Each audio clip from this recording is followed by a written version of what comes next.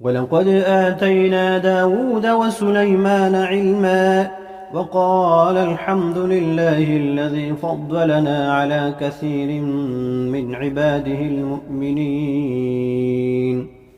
وورث سليمان داود وقال يا أيها الناس علمنا منطق الطير وأوتينا من كل شيء إن هذا لهو الفضل المبين.